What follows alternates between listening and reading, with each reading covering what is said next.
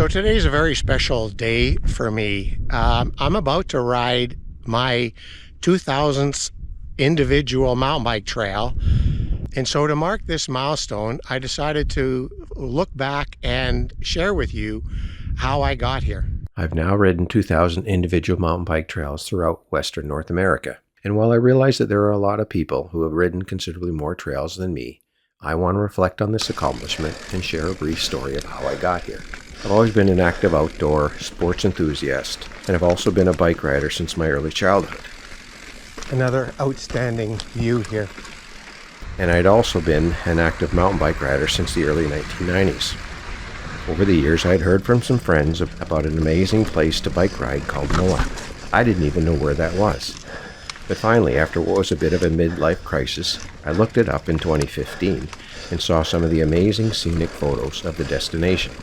So in the spring of 2015, I decided to take an extended vacation to do the 18-hour drive and explore Moab.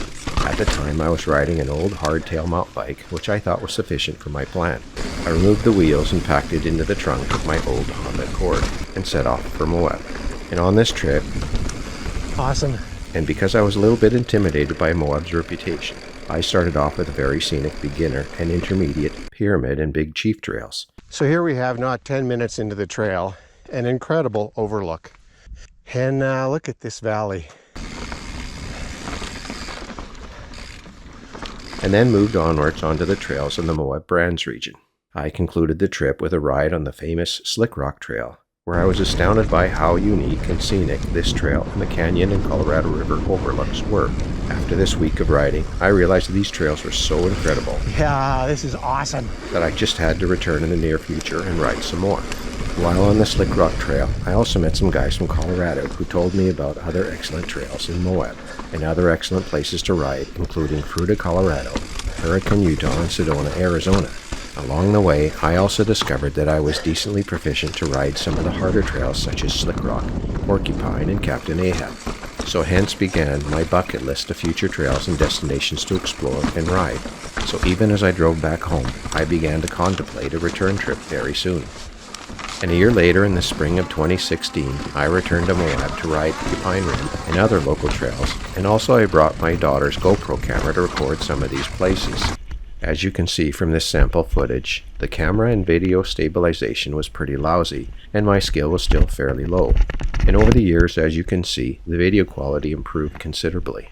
I originally recorded my first Moab rides on a GoPro Hero 3 camera, but I soon upgraded to a Hero 4, a Hero 6, a Hero 9, and most recently to a Hero 12. For the Hero 4 camera, I began using a gimbal to stabilize the camera footage because the standalone video quality was terrible.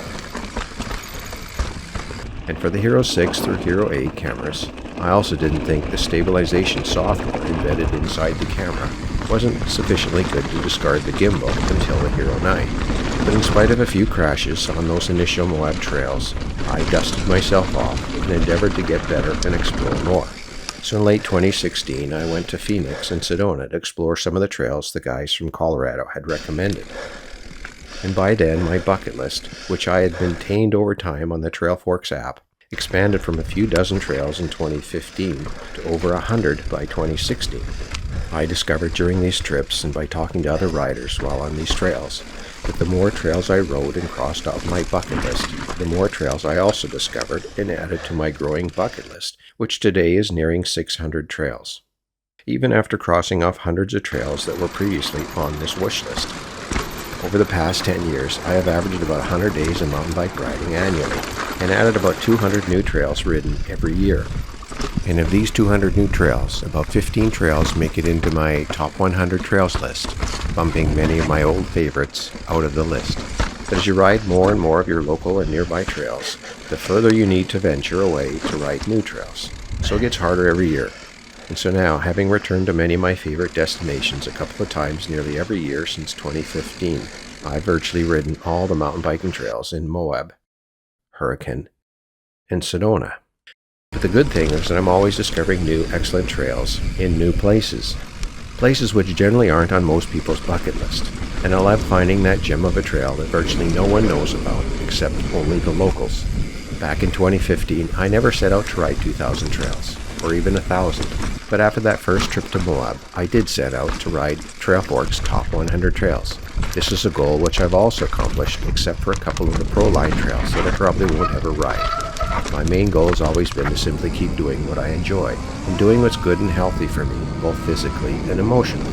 So I try to ride 2 or 3 days a week, and I also plan for extended vacations to new destinations for as many as 4 or 5 times a year. I think it's important to always have something to look forward to, and so upon the completion of a road trip, I immediately begin planning the next road trip. The outcome of this simple plan has been to accumulate a list of 2,000 individual trails ridden over the past 10 years, many of which have been truly outstanding and memorable. So thanks for watching, and keep riding.